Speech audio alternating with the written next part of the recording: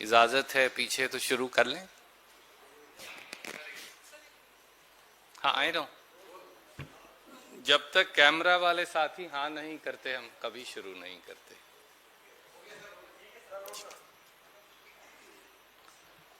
नमस्कार साथियों,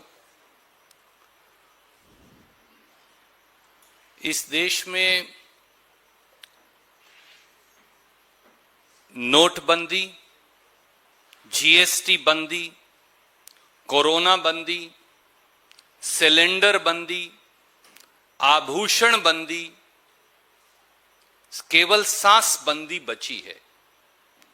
दो महत्वपूर्ण विषय लेकर हम आपके बीच में उपस्थित हैं। मैं वो शुरू करूं उससे पहले कुछ साथी मेरे साथ आए हैं जो कांग्रेस पार्टी से तो नहीं जुड़े, पर जो विषय मैं आपके समक्ष रखूंगा उससे जुड़े हैं।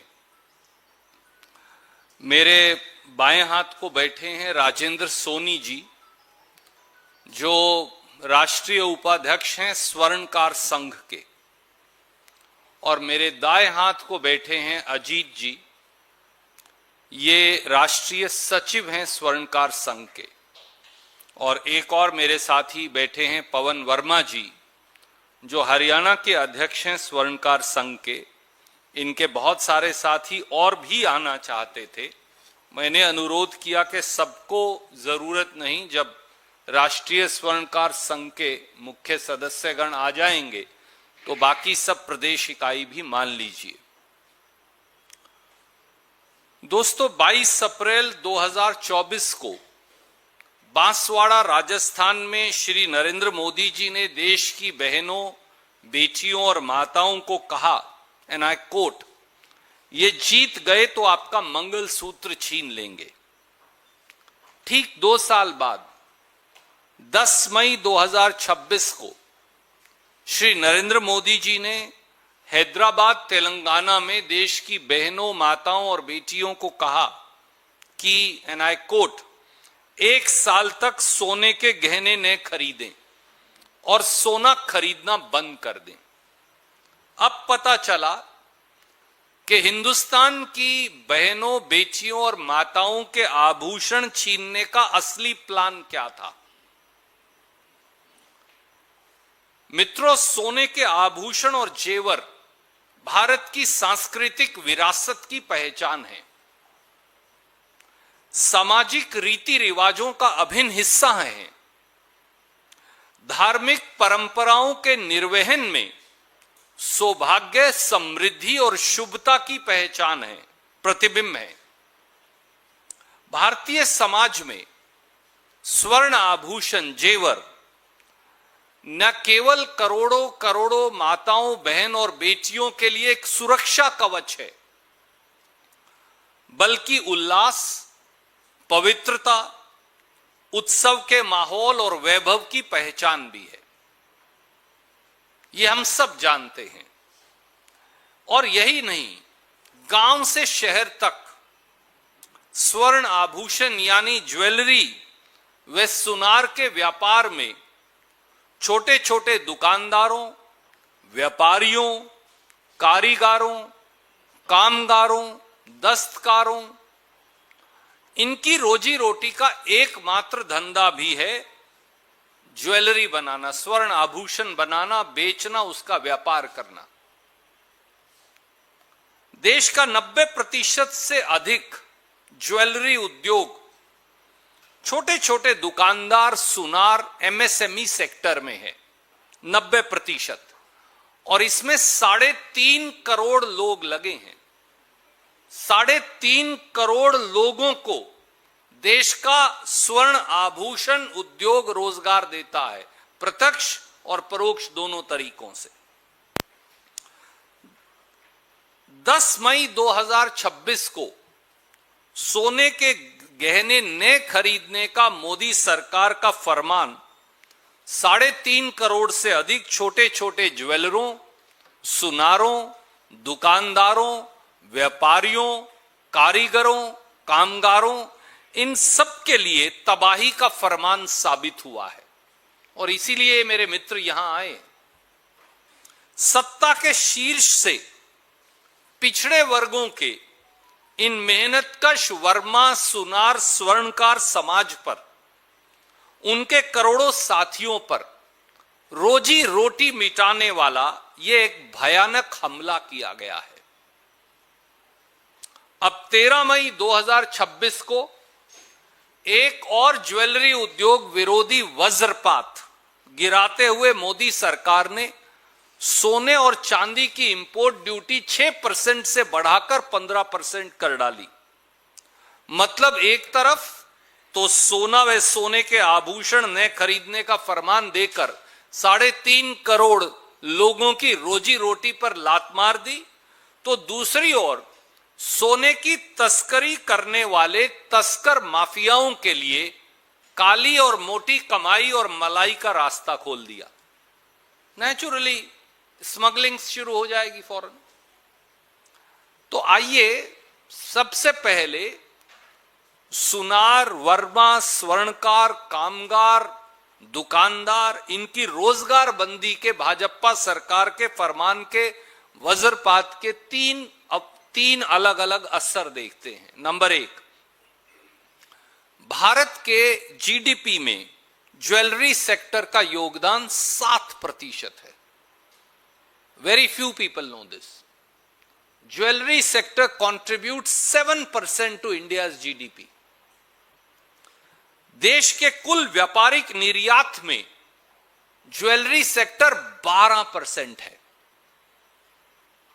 सबसे बड़ी बात यह है कि 85% ज्वेलरी एक्सपोर्टर एमएसएमई सेक्टर में है, यानी जॉब क्रिएटर्स हैं। सोने के आभूषण कारोबार में गांव से शहर तक, कस्बों से महानगरों तक छोटे ज्वेलर, व्यापारी, सुनार, गलाई, पकाई, छिलाई, गढ़ाई, पॉलिश, ये सब काम में लाखों करोड़ों कारीगर लगे हैं और करोड़ों परिवारों की आजीविका इससे जुड़ती है। एक और तथ्य जो किसी को शायद मालूम नहीं हो, जेम्स एंड ज्वेलरी जो सेक्टर है, ये भारत की शायद सबसे बड़ी रोजगार देने वाली इंडस्ट्रीज में से एक है। 50 लाख लोग सीधे कारीगर इत्यादि ये काम करते हैं और देश में 3.5 करोड़ लोग इस उद्योग से जुड़े हैं। एक साल की अगर रोजगार बंदी हो गई तो पूरा ज्वेलरी सेक्टर हिंदुस्तान का डिस्ट्रॉय हो जाएगा, उसका विनाश हो जाएगा, वो अंत हो जाएगा। 3.5 करोड़ लोग।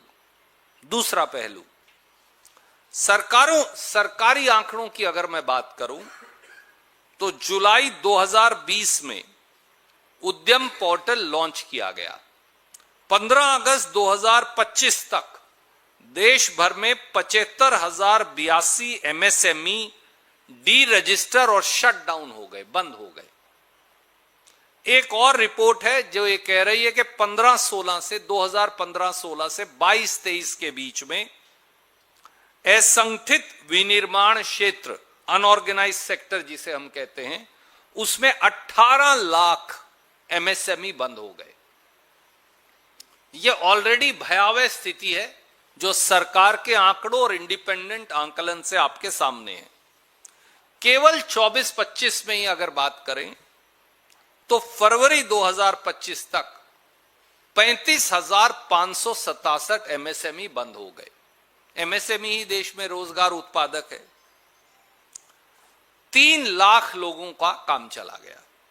अब ऐसे में सोने के आभूषण के कारोबार को ठप करके आप लोगों की आजीविका का तो गला घोट रहे हैं, बल्कि देश में आर्थिक संकट और तबाही मचाने का एक और रास्ता भाजपा खोल रही है। यह भाजपा की द्वारा निर्मित त्रासदी है और एक क्रूर अमानवीय अत्याचार है। तीसरा पहलू, सोने की इंपोर्ट ड्यूटी बढ़ाने से सीधे स्मगलिंग सोने की शुरू हो जाएगी। यह मैं नहीं कह रहा, यह सरकार के आंकड़े बताते हैं। 2024-25 में ही जब सोने की इंपोर्ट ड्यूटी 6% है, तो सरकारी एजेंसियों ने 3005 मामलों में 2600 किलो सोना स्मगलिंग का जब्त किया ऑलरेडी। यह सरकारी आंकड़ा असली जो स्मगलिंग हो रही है उसका एक बहुत छोटा सा हिस्सा है, क्योंकि ज्वेलरी सेक्टर के विशेषज्ञों की माने तो 10 से 15 मीट्रिक टन सोना इससे पहले ही स्मगल हो रहा था, क्योंकि ड्यूटी 6% है। ये मैं नहीं कह रहा, ये उनके विशेषज्ञ कहते हैं। अब 15% है, तो 15% इंपोर्ट ड्यूटी के बाद, ये घोषित तालाबंदी के बाद सोने की स्मगलिंग और सोने के तस्कर, उनकी पोबारा और ज्वेलरी सेक्टर जो है उनकी रोजी रोटी पर हमला, ये हो जाने वाला है। इसलिए मोदी सरकार से हमारे 5 सवाल हैं। पहला, क्या नोटबंदी की तरह अब उद्यम बंदी भी न्यू नॉर्मल है भाजपा का?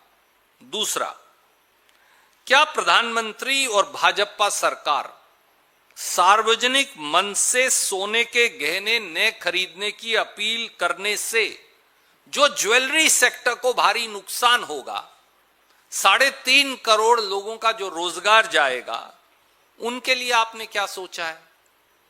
क्या ज्वेलरी सेक्टर से जुड़े 3.5 करोड़ स्वर्णकारों, वर्मा, सुनारों, कामगारों, दुकानदारों, उनके लिए कोई प्लान बीजेपी सरकार के पास है राहत का पैकेज देने की? तीसरा, अगर गोल्ड इंपोर्ट कम करना ही आपका मकसद है, तो सरकार को देश में गोल्ड ज्वेलरी की डिमांड सप्रेशन करने की बजाय देश में पहले से ही जो मौजूद सोना है उसकी आप गोल्ड मोबिलाइजेशन करके बुलियन बैंकिंग फ्रेमवर्क बनाने की नीति पर काम क्यों नहीं कर रहे? हम ऑल्टरनेटिव भी बता रहे हैं।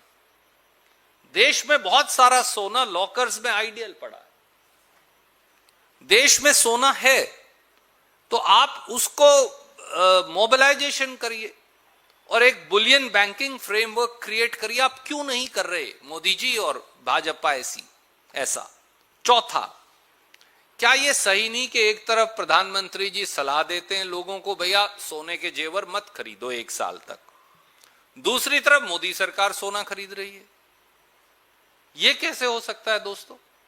और मैं आपको अभी बता रहा हूं, क्या यह सही नहीं कि मोदी सरकार और आरबीआई ने सॉवरेन गोल्ड होल्डिंग जो सितंबर 2025 में थी 794.64 मीट्रिक टन, और अब चौंकिए मत, ये मार्च 2026 में यानी 7 महीने में बढ़कर हो गई 880.52 मीट्रिक टन।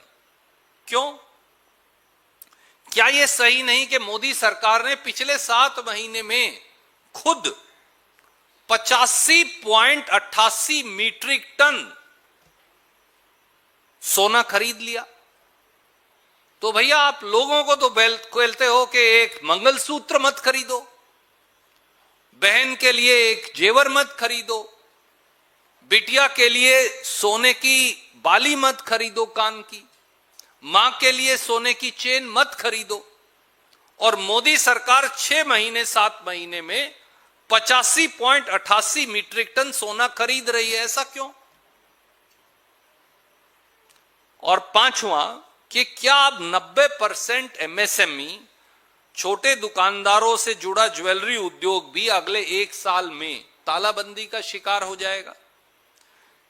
क्या ज्वेलरी सेक्टर के इन छोटे छोटे एमएसएमई के लोगों को साफ कर अब ज्वेलरी सेक्टर भी 2 या 3 उद्योगपतियों को सौंपने की तैयारी हो रही है? यह है असली बात, क्योंकि लाखों करोड़ का ज्वेलरी सेक्टर है।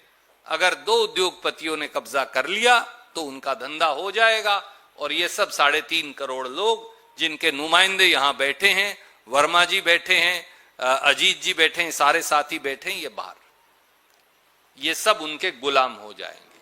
क्या तैयारी असल में ये है? तो दोस्तों, हमारी मांग है कि स्वर्ण आभूषण के उद्योग में लगे 3.5 करोड़ सुनारों, दुकानदारों, स्वर्णकारों, व्यापारियों, कामगारों, कारीगरों, इन सब के लिए, जैसे और उद्योग और इंडस्ट्री के लिए मोदी सरकार लाई है, एक विशेष आर्थिक राहत पैकेज की मोदी सरकार बगैर विलंब घोषणा करे, तभी इनको राहत मिल पाएगी। दूसरा हमारा सजेशन और मांग यह है कि गोल्ड इंपोर्ट ड्यूटी 15% बढ़ाने की बजाय इसे वापस करिए और इसकी जगह डोमेस्टिक गोल्ड मोबिलाइजेशन व रिसाइकलिंग में 4 सजेशन दे रहा हूं।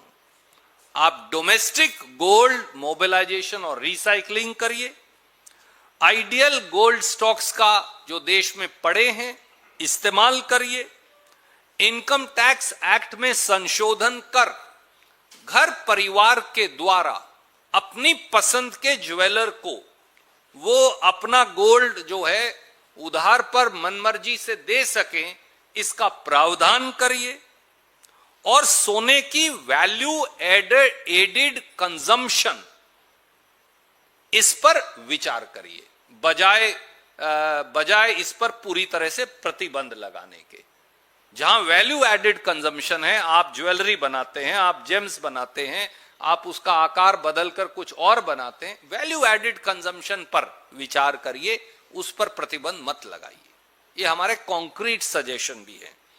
तो दोस्तों, स्वर्ण आभूषण के लाखों उद्यमी और हुनरमंद कारीगर, जो इंसान तो इंसान, हमारे देवताओं को भी सजाते हैं। इंसान को तो सब सजाते हैं, देवताओं को केवल ज्वेलरी उद्योग वाले सजाते हैं। भारतीय राष्ट्रीय कांग्रेस उनकी रोजी रोटी छीनने और घर परिवार की जो रसोई के चूल्हे बुझाने की भाजपाई क्रूरता है, उसका विरोध करती है और हम बुलंदी से संसद से सड़क तक आप लोगों के साथ खड़े रहेंगे। इससे पहले कि मैं आपसे प्रश्न लूं, एक और नॉर्मली कभी दूसरा विषय हम नहीं जोड़ते, पर इससे जुड़ा हुआ विषय है जो आज सुबह ही हुआ, और उस पर आप प्रश्न भी पूछेंगे तो बेहतर है कि मैं जो पार्टी की ओर से हमारा वक्तव्य है वो आपको अभी बता दूं और फिर हम आपके प्रश्न लेंगे। पिछले 12 साल से, ये दूसरा पहलू है पेट्रोल, डीजल, सीएनजी की जो आज कीमतें बढ़ाई हैं उनको लेकर, पिछले 12 साल से मोदी सरकार का जो साइकिल ऑफ लूट है, पेट्रोल, डीजल, रसोई गैस, कमर्शियल गैस, छोटू सिलेंडर, सीएनजी, इन सब को लेकर वो बदस्तूर जारी है। दोस्तों, मैं ये आज आपके समक्ष पेट्रोल डीजल को लेकर 7 तथ्य रखूंगा और गैस को लेकर बस, और हम आपको एक कागजात के साथ, सबूत के साथ, मेरी कुलीग जो हैं वो आपको ये बयान जारी कर देंगी। 11 साल से मोदी सरकार ने हिंदुस्तान के लोगों से 43 लाख करोड़ पेट्रोल डीजल से लूटे हैं,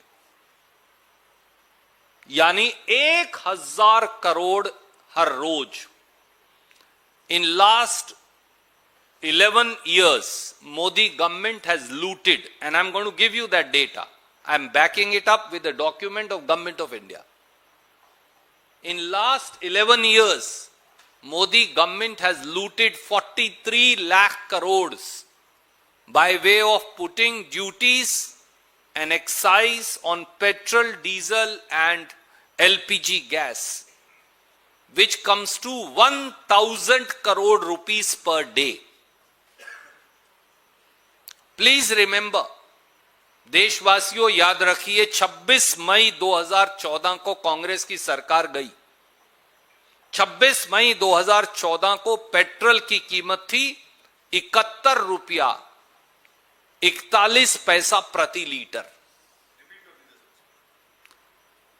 26 मई 2014 को, ये आपको मैं भेज भी रहा हूं, कांग्रेस की सरकार गई। 26 मई 2014 को पेट्रोल की कीमत थी 71 रुपया 41 पैसे प्रति लीटर, और आज 3 रुपए का इजाफा करने के बाद दिल्ली में पेट्रोल की कीमत है 97 रुपया 77 पैसे प्रति लीटर। यानी आप इजाफा देखिए कितना है। डीजल की कीमत थी 26 मई 2014 को 56 रुपया 71 पैसे प्रति लीटर, और आज है इस 3 रुपए के इजाफे के बाद 90 रुपया 67 पैसे प्रति लीटर। 2014 में जब हमने सरकार छोड़ी और 13, 14, 12 में आप चेक करिए, क्रूड ऑयल का रेट था $100 प्रति बैरल से लेकर $108 प्रति बैरल कच्चा तेल था। और अब खाड़ी का जो युद्ध है, इसका हिस्सा अगर मैं छोड़ दूं, वेस्ट एशिया वॉर को अगर मैं छोड़ दूं, तो फिर कच्चे तेल का एवरेज रेट रहा है मोदी सरकार में $70 पर बैरल, $70 प्रति बैरल। तो अगर $70 की एवरेज लगाऊं मैं 11 साल की, तो पेट्रोल का प्राइस होना चाहिए 61 रुपया 60 पैसा और डीजल होना चाहिए 56 रुपया 99 पैसा। यह है कड़वा सत्य जो हम देशवासियों के सामने रखना चाहते हैं। और आज सीएनजी का रेट भी 2 रुपया बढ़ाकर 79 रुपया 9 पैसा कर दिया है, 79 रुपीज 9 पैसा। तीसरा तथ्य, 2014 से 2025 तक मोदी सरकार ने, आप 26 के 4-5 महीने निकाल दीजिए एक बार, 2014 से 25 तक मोदी सरकार ने पेट्रोल पर एवरेज एक्साइज ड्यूटी लगाई 19 रुपया 70 पैसे प्रति लीटर। आप चौंक जाएंगे सुनकर। 2014 से 25 के बीच में मोदी सरकार ने देश के नागरिकों पर पेट्रोल पर एक्साइज ड्यूटी लगाई 19 रुपया 70 पैसे प्रति लीटर और डीजल पर एक्साइज ड्यूटी लगाई 15 रुपया 50 पैसे प्रति लीटर। यानी हर बार आप जब तेल डलवाएंगे स्कूटर में, ऑटो में, मोपेड में, कार में, ट्रक में, जीप में, तो 19 रुपया 70 पैसे मोदी जी के पास चला जाता था और 15 रुपया 50 पैसे डीजल का उनके पास चला जाता था, बीजेपी सरकार के पास। मोदी सरकार ने 2014 से 25 के बीच में 21 बार एक्साइज ड्यूटी बढ़ाई, एक्साइज ड्यूटी बदली, जिनमें से 12 बार वो बढ़ाई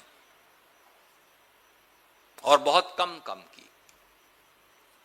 27 मार्च 2026 को, पांचवां पहलू, मोदी सरकार ने यह कहा कि हम पेट्रोल पर एक्साइज ड्यूटी 13 रुपया से घटाकर 10 रुपया कर रहे हैं। यह 2 महीने 1.5 महीना पहले की बात है। और डीजल पर 10 रुपया से 0 कर रहे हैं। हम सब बड़े खुश हुए।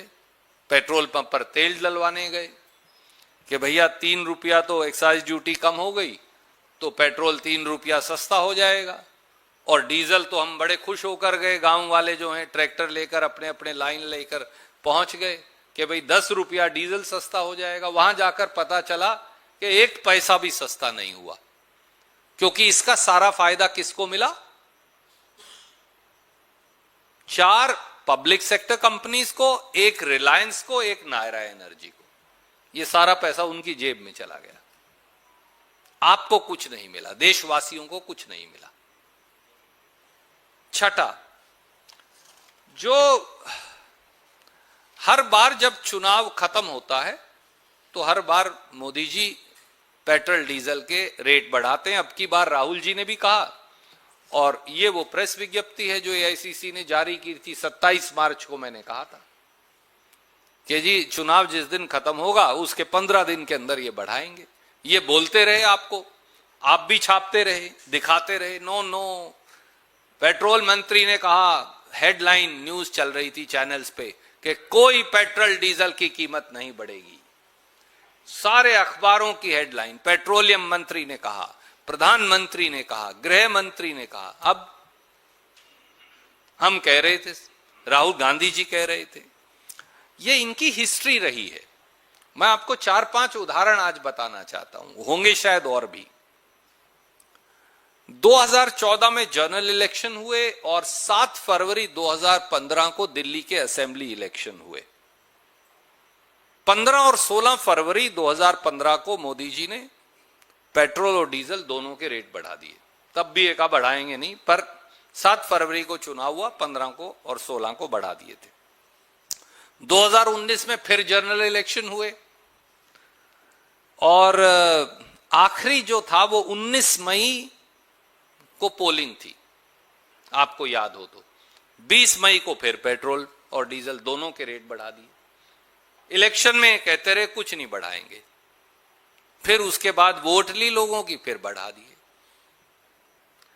उसके बाद उत्तर प्रदेश और दूसरे प्रांतों में चुनाव हुआ 10 मार्च 2022 को। 22 मार्च को फिर पेट्रोल और डीजल और गैस के रेट बढ़ा दिए। इलेक्शन में यूपी में बोलते रहे कभी नहीं बढ़ाएंगे, बल्कि मुफ्त सिलेंडर देंगे। उसके बाद फिर बढ़ा दिए। ये इस तरह से, और अब फिर जब चुनाव हुआ तो 15 मई को फिर रेट बढ़ा दिए और गैस सिलेंडर के रेट उससे पहले बढ़ा दिए थे। तो ये ऐसा ही लोगों के साथ करते हैं। हिंदुस्तान के लोगों को बीजेपी बेवकूफ समझती है, हम सबको, मुझे और आपको। वोट लेते हैं और रेट बढ़ा देते हैं, तब तक चुनाव में बोलते रहेंगे नहीं बढ़ाएंगे। और आखिरी पहलू है गैस से जुड़ा हुआ। मई 2014 में गैस सिलेंडर था 412 रुपए का। अब गैस सिलेंडर बढ़कर हो गया है 913 रुपए का दिल्ली में, और दूसरे शहरों में 1000 रुपए को भी क्रॉस कर चुका है। यानी 12 साल में, 11.5 साल में, 12 साल में 501 रुपए की बढ़ोतरी है। 121% गैस सिलेंडर का घर का रेट बढ़ गया है 12 साल में। एलपीजी का प्राइस कांग्रेस के समय था 880.5 पर एमटी। ये 13-14 का रेट है, आप गूगल करके चेक कर सकते हैं। आज रेट है 542.5 पर एमटी मार्च 2026 में, क्योंकि हम वो सऊदी सीपी से कंपेयर करते हैं हिंदुस्तान। तो यानी $339 पर एमटी रेट भी गिर गया गैस का, पर गैस की कीमत 121% हिंदुस्तान में बढ़ गई। 2014 में कमर्शियल एलपीजी सिलेंडर जो 19 किलो का है वो था 1541 रुपए का। आज वो है 3071 रुपया 50 पैसे का। आज लोगों के लिए घर से बाहर खाना खाना मुश्किल है, और रेडी वाले, खोमचे वाले, रेस्टोरेंट वाले, हलवाई, उनके लिए खाना और मिठाई या और चीजें बनाकर बेचना मुश्किल है। और 5 केजी का छोटू सिलेंडर हमारी बहनों के लिए लेकर आए थे, 261 रुपया प्रति गैस सिलेंडर उसका बढ़ा दिया है।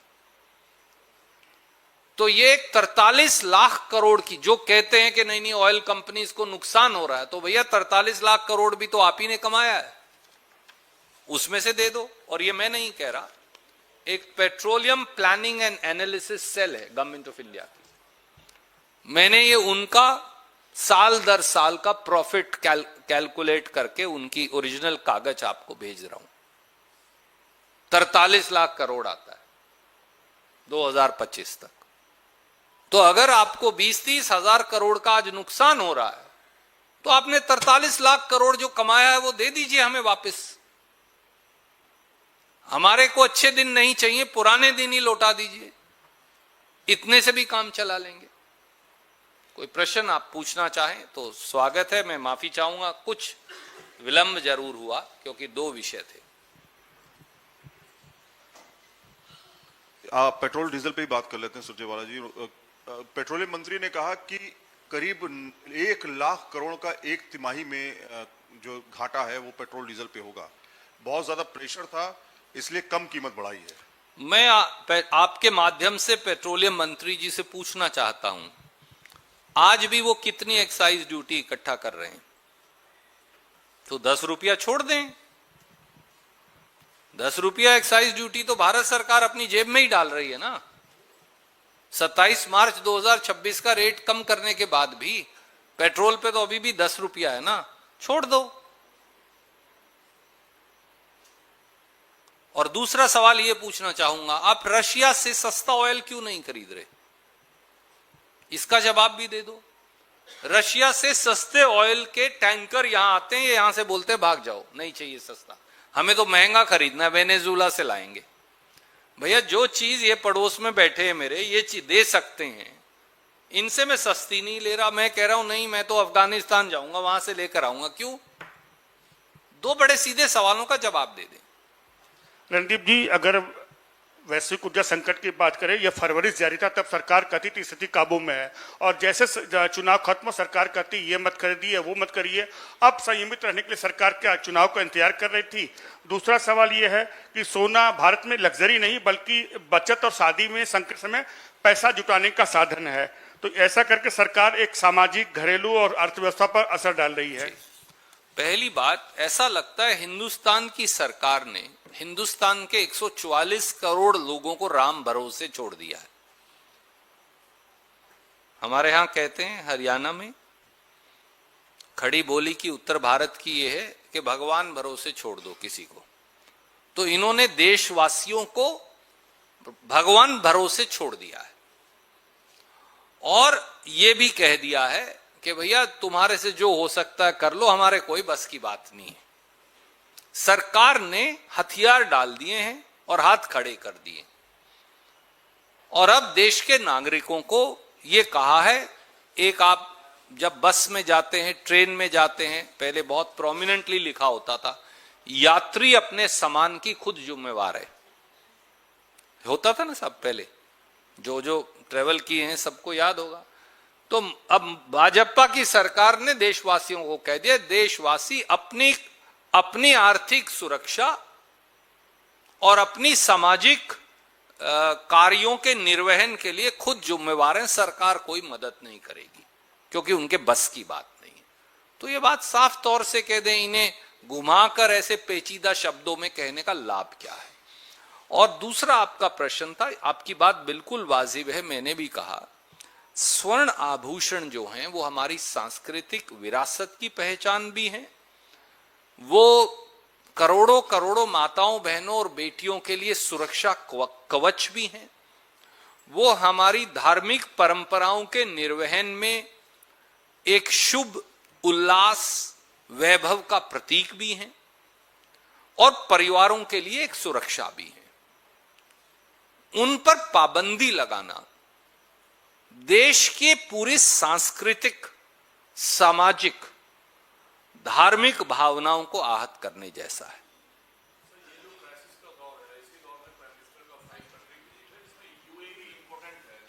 ऊर्जा क्राइसिस को डिस्कस करेंगे, आपको लगता है प्राइम मिनिस्टर के इस 5 कंट्री विजिट से कोई सॉल्यूशन लॉन्ग टर्म के लिए निकलेगा? अब सवाल अच्छा है पर गलत व्यक्ति को पूछा जा रहा है। यह सवाल प्रधानमंत्री जी से पूछा जाना चाहिए क्योंकि वही बता सकते हैं कि क्या वो हल निकालेंगे। मैं तो और हम सब तो उम्मीद ही कर सकते हैं। जी कोई नहीं, मुझे सुनता है आप। मेरा सवाल स्वर्णकार समाज से भी है। मुझे सुबह ही एक किसान ने व्हाट्सएप किया, उसने कहा कि इंपोर्ट ड्यूटी और एक्सपोर्ट ड्यूटी क्या होती है हम नहीं समझते, लेकिन स्वर्णकार इसको बहुत अच्छे समझते हैं, इसलिए पूरे देश में धरना प्रदर्शन सारी चीज चल रहा है। जब हमारी बस, और स्वर्णकार का धंधा भी किसान से ही चलता है, ये बात भी बिल्कुल सच है गाँव में जो रहते हैं। तो उन्होंने कहा जब हमारी इंपोर्ट ड्यूटी खत्म की जा रही थी किसानों के पाम ऑयल पे, सरसों के तेल से पहले हमारी फसलों के रेट गिर गए, तब ये स्वर्ण समाज धरना क्यों नहीं कर रहा था कि जब किसान के पास पैसा नहीं होगा तो हमारे आभूषण कहां से बिकेंगे? मैं तेजपाल जी, एक गांव में भी कहावत है, जिस तन लागे सो तन जाने।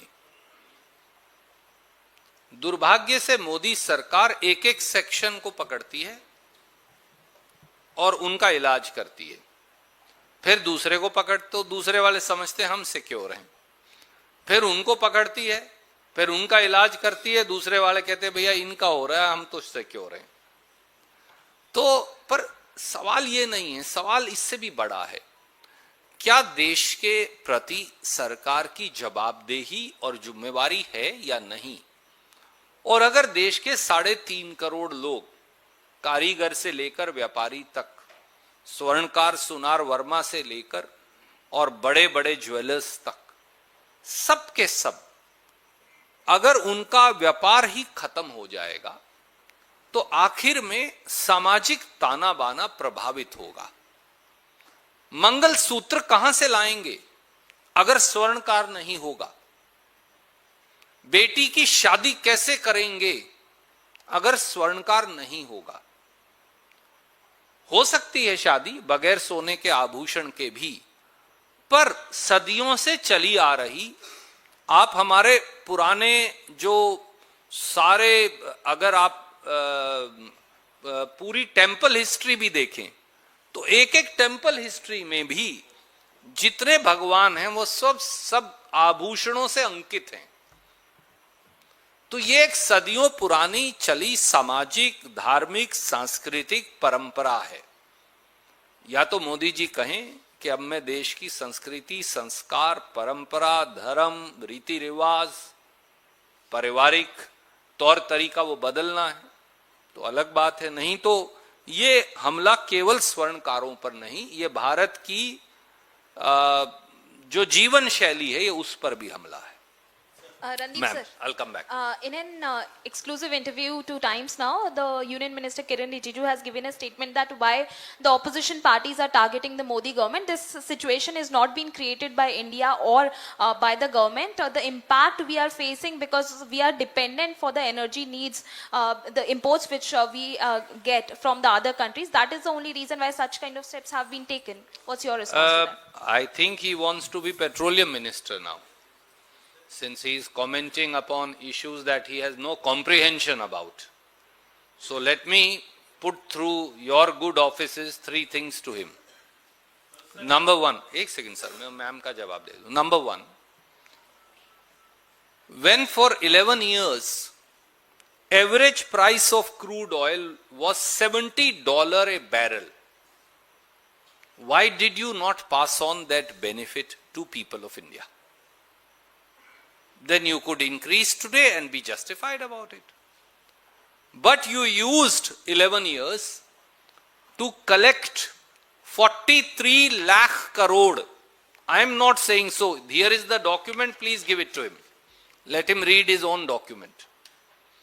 When you use 11 years to collect 43 lakh crore, 1000 crore every day from people of India, then why should they not now say that use that corpus of 43 lakh crore instead of burdening us? Number 2, I agree with Mr. Rijiju and the government. There are no two opinions between opposition and the ruling party that we must buy cheapest energy possible. Right? There can't be two opinions. Then may I ask Mr. Rijiju, why are we not buying cheaper Russian oil? Why have we cancelled our arrangement with Iran, entered into during Congress government followed by Vajpayee government, whereby Iran would deliver in rupee terms, not dollar. So no foreign exchange was involved. In rupee terms, crude oil at my doorstep in India. Why did you cancel that? Why are you not contracting to buy oil from other neighboring countries of the Arab world instead of getting oil from Venezuela and USA? Can he answer these 4 things for me and for to people of India? Then we shall answer and have a debate on other issues. Randeep ji sir, एक छोटा सा सवाल है। अभी आपने कहा कि रूस से हम लोग क्यों नहीं तेल खरीद रहे हैं। सवाल यह है कि रूस के विदेश मंत्री भी भारत में हैं, ईरान के विदेश मंत्री भी भारत में हैं और प्रधानमंत्री इस वक्त यूएई पहुंच चुके हैं। तो तीनों जगह से हमारी जो ऊर्जा सुरक्षा है उसका कनेक्शन है। तो ऐसे मौके पर कांग्रेस पार्टी क्या डिमांड करेगी कि इन 3 देशों में 2 देशों के विदेश मंत्री यहाँ, प्रधानमंत्री वहां, क्या मांग करती है? हमारी मांग बड़ी सीधी है।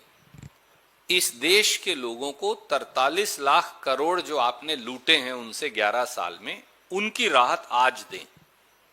नंबर 2, पेट्रोल पे जो आपने एक्साइज ड्यूटी 10 रुपया लीटर आज भी इकट्ठा कर रहे हो आप, तो 4 लाख करोड़ तो साल के अभी भी ले रहे हो भैया, उसमें से राहत दे दो, 10 की 4 कर दो, 5 कर दो, वो वर्कआउट आपको करना है फॉर्मूला। तीसरा, सस्ते से सस्ता कच्चा तेल जहां से मिल सकता है उन देशों से, रूस हो, यूएई हो, ईरान हो, इराक हो, दूसरे मुल्क हो, उनसे सस्ता तेल क्यों नहीं ले रहे? क्या मजबूरियां हैं कि वेनेजुएला और अमेरिका से ही सारा तेल लाना है? बस, thank you. Randeep ji, sorry welcome to. अपने अपने सर वैल्यू एडेड टैक्सेस कम करके पेट्रोल और डीजल पे राज्य सरकारें कुछ राहत दे सकती हैं। क्या कांग्रेस रूल की राज्य सरकारें ऐसी कोई राहत देने का? विजय जी, ये बहुत पुराना घिसा पिटा सवाल है मोदी जी का, जो वो सजेशन देते रहते हैं। सबसे पहले 3 बातों का जवाब दे दें। 43 लाख करोड़ भारत सरकार ने इकट्ठा किया है, वो उसमें से राहत क्यों नहीं दे रहे? दूसरा, 10 रुपया पर प्रति लीटर आज भी हर बार जब आप तेल डलवाने जाएंगी तो 10 रुपया भारत सरकार के खाते में जमा हो जाता है, उसमें से राहत क्यों नहीं दे रहे? और तीसरा, सस्ता कच्चा तेल उपलब्ध है। रशिया तो दुनिया का सबसे सस्ता तेल डिस्काउंटेड आपको देता था, ईरान देने को तैयार है, आपका रिटर्न एग्रीमेंट था, कांग्रेस ने किया था। इराक देने को तैयार है, यूएई अब अलग हो गया है शायद ओपेक से, आई एम टोल्ड। तो आप इन सब मुल्कों से क्यों नहीं ले रहे सस्ता तेल जो आपके पड़ोस में उपलब्ध है? रणदीप जी मेरा सर सवाल... एक सेकंड, मैं उन्हें कहा था, फिर I will come back to you. देखिए, आपसे तो मुझे सवाल लेना ही है क्योंकि मेरा तो प्रेजुडिस है हरियाणा के प्रति। रणदीप जी, मेरा सवाल ये है कि होलसेल जो प्राइस इंडेक्स है 42 महीनों में सबसे ज्यादा जो है करीब 8% से ज्यादा है। सवाल ये है कि आपने पेट्रोल डीजल और सोने से संबंधित उद्योग के मसले को उठाया है। सवाल, प्रेस कॉन्फ्रेंस के अलावा सड़क से लेकर संसद तक भी आंदोलन करने की भी आप लोगों की कोई योजना है आगे आने वाले वक्त में? पार्टी इस पर गंभीरता से विचार कर रही है क्योंकि ये बात केवल पेट्रोल, डीजल, रसोई गैस, सीएनजी, पीएनजी केवल उनकी नहीं है। कोई प्रोडक्ट आप उठा लीजिए, पिछले 6 महीने में प्राइवेट कंपनियों ने उनकी कीमत में 20% से लेकर 50% तक इजाफा कर दिया है। और ये कई बार हम कह चुके हैं, प्लास्टिक हो, लोहा हो, खाने पीने की वस्तुएं हो, कंस्ट्रक्शन मटेरियल हो, सैनिटरी वेयर हो, टेलीविजन सेट्स हो, एयर कंडीशनर्स हो, उस पर एक दिन हम और चर्चा करेंगे। हर चीज महंगी हो गई है और कांग्रेस पार्टी अपनी जिम्मेवारी से पीछे नहीं हटेगी। राहुल जी और खड़गे जी के नेतृत्व में हमने ये बीड़ा उठाया है कि देश के लोगों को राहत देनी पड़ेगी। रणदीप जी, युवाओं से जुड़ा मुद्दा है। अभी कुछ दिन पहले ही आपने प्रेस कॉन्फ्रेंस भी की थी जिसमें परीक्षा को लेकर बड़े सवाल हरियाणा को लेकर उठाए थे, लेकिन नीट को लेकर सरकार ने बड़ा निर्णय लिया है, ऑनलाइन एग्जाम आगे से होंगे। साथ ही उन्होंने ये भी निर्णय लिया है कि जो पूरी तरीके से परीक्षा होगी वो कंप्यूटर बेस्ड होगी और इसके अलावा जो सीट है OMR वो नहीं दी जाएगी। ये बड़े परिवर्तन किए गए हैं, नई तारीख का ऐलान हुआ है। मेरे शिक्षा मंत्री जी से केवल 3 प्रश्न हैं। मैंने उस दिन भी, आप पत्रकार वार्ता में थे, मैंने कहा था तीसरी बार नीट का पेपर लीक हुआ है। पिछली बार तो आपने पेपर ही कैंसिल नहीं किया, हम सब बोलते रहे, सब मां बाप बोलते रहे, बच्चे बोलते रहे। तीसरी बार, उससे पहले इसरो के जो पूर्व प्रमुख हैं, कस्तूरी रंगन जी, अगर मैं नाम सही याद है मुझे, तो उनकी अध्यक्षता में एक कमेटी बनी थी। यही बातें सारी जो आज ये कह रहे हैं, इन्होंने पिछली बार भी कही थी और उन्होंने यही सारे सुझाव दिए थे जो आप बता रहे हैं। तो पिछले 1.5 साल से प्रधानमंत्री और शिक्षा मंत्री ने यह लागू क्यों नहीं किए? दूसरा, जिस शिक्षा मंत्री के नेतृत्व में 3 बार नीट का पेपर लीक हो जाए, जैसा यहां से उदय भानु चिप जी ने कहा भी, उसको इस्तीफा क्यों नहीं देना चाहिए? और एनटीए जो नीट करवाती है वो as a body they have failed, वो फेल साबित हुए हैं। और एनटीए की कार्यकुशलता पर, निष्पक्षता पर और एग्जाम कंडक्ट करवाने की क्षमता पर, तीनों पर गंभीर प्रश्न चिन्ह हैं। तो एनटीए के चीफ को क्यों बर्खास्त नहीं किया जाना चाहिए, उसका इस्तीफा क्यों नहीं लिया जाना चाहिए, जब उसके नेतृत्व में ये नीट का हमारा पेपर जो है वो इस प्रकार से बिक गया और करोड़ों अरबों रुपए की हेराफेरी हुई और बच्चों का करियर नष्ट हुआ। तो पहले इन सवालों का जवाब और जवाबदेही दोनों वो कर दें, उसके बाद आगे चलेंगे। Thank you. रणदीप सर एक छोटा सा क्वेश्चन है कि जब प्रधानमंत्री संबोधन कर रहे थे तो उस दौरान उन्होंने ये चीजें कही थी कि आप सोना मत खरीदिए, वर्क फ्रॉम होम कीजिए, हमारे पास पर्याप्त स्टॉक है, लेकिन आगे स्थिति असामान्य न हो इसके लिए हम पहले से बचत कर रहे हैं। तो जनता को ये बताया जा रहा है कि ये राष्ट्र हित में है, तो राष्ट्र हित में आप अपना योगदान दीजिए। तो ऐसे में जनता क्या करे, अपने पॉकेट को देखे या राष्ट्र हित की बातें? मैंने जैसा कहा था उन्होंने बोल दिया है, यात्री अपने सामान की खुद जिम्मेवार है, सरकार के पास कोई उपाय नहीं है, आप खुद अपनी सुरक्षा करिए।